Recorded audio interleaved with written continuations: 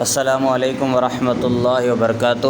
بسم اللہ الرحمن الرحیم۔ پیارے بچوں، جیسے ڈیلی ایک سٹوری سن رہے تھے نا، اسی میں سے آج کی جو کہانی ہے وہ ہے ہم لوگ اپنے ماں باپ کے لیے ایک عزت کا ذریعہ بننا اور بڑوں کا ادب کرنا۔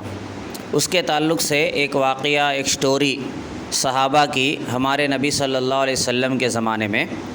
ہمارے نبی صلی اللہ علیہ وسلم ایک بار بیٹھ کے تھے، ان کے پاس بہت سارے صحابہ بھی بیٹھ کے تھے۔ ایک مجلس تھی، ایک میٹنگ تھی، تو اس میں بڑے بڑے صحابہ بھی تھے، حضرت ابوبکر، حضرت عمر رضی اللہ عنہم، ایسے بڑے بڑے صحابہ۔ اس میں چھوٹے ایک بچے بھی تھے، حضرت عبداللہ رضی اللہ عنہ، جو حضرت عمر رضی اللہ عنہ کے بیٹے ہیں۔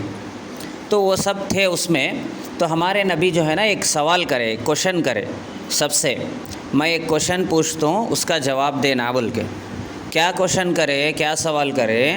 ہمارے نبی صلی اللہ علیہ وسلم بولے، ایک درخت ہے، یہ جتنے درخت ہے نا، جھاڑا ہی نا، اس میں ایک درخت ایسا ہے جو مسلمانوں کے جیسا ہے۔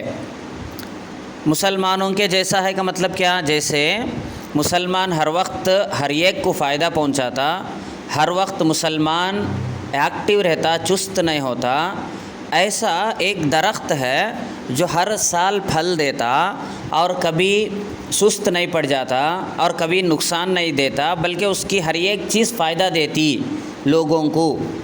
تو جب یہ سوال کرے تو سامنے صحابہ پورے تھے، بڑے بڑے صحابہ بھی تھے، سب سوچنے لگے کہ وہ کون سا درخت ہے، وہ کون سا درخت ہے بول کے۔ تھوڑی دیر تک سوچتے تھے۔ اس میں جو حضرت عبداللہ رضی اللہ عنہ تھے، ان کے دل میں آ گیا تھا کہ یہ درخت میرے کو معلوم ہے بول کے۔ کون سا درخت ہے وہ بول کے؟ کھجور کا درخت ہے، کھجور کا درخت۔ تو ان کے دل میں آ گیا تھا کھجور کا درخت ہے یہ، میں بولنا بول کے، لیکن نہیں بولے۔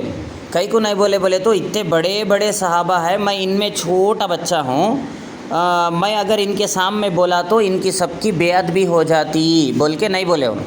تو جہاں کہیں بھی ایک بڑی مجلس ہو، جہاں بڑے بڑے لوگ ہو، تو بڑوں کی مجلس میں چھوٹے بچے نہیں بولنا بول کے میں خاموش ہو گیا۔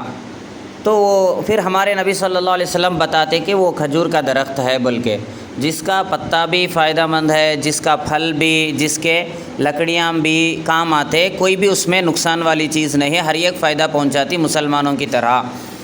تو گھر کو جانے کے بعد حضرت عبداللہ ہے نا، جو ان کے ابا حضرت عمر رضی اللہ عنہ ہیں، ان کو بولتے، ابو میرے کو جب ہمارے نبی سوال کرے اس کا جواب معلوم ہو گیا تھا، پھر بھی میں نہیں بولا۔ تو حضرت عمر رضی اللہ تعالیٰ عنہ بولتے، اگر بولتے تو اچھا تھا نا، آپ بولتے تو میں پراؤڈ فیل کرتا تھا، میری عزت بڑھتی تھی کہ میرا بچہ سب کے سامنے آنسر دیا بول کے، مجھے خوشی محسوس ہوتی تھی نا بول کے حضرت عمر رضی اللہ عنہ بولتے۔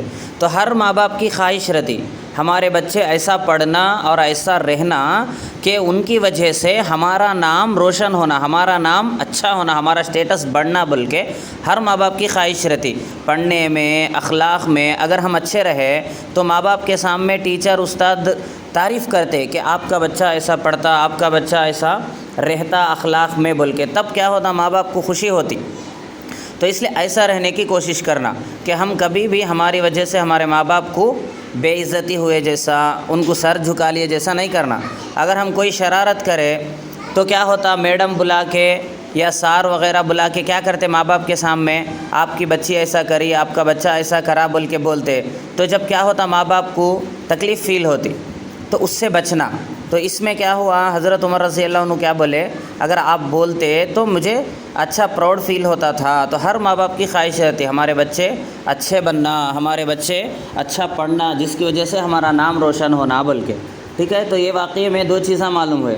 نمبر ایک، کیا ایسا کام کرنا جس سے ماں باپ کے لیے ان کی عزت میں، ان کے سٹیٹس میں بڑھوتری آنا۔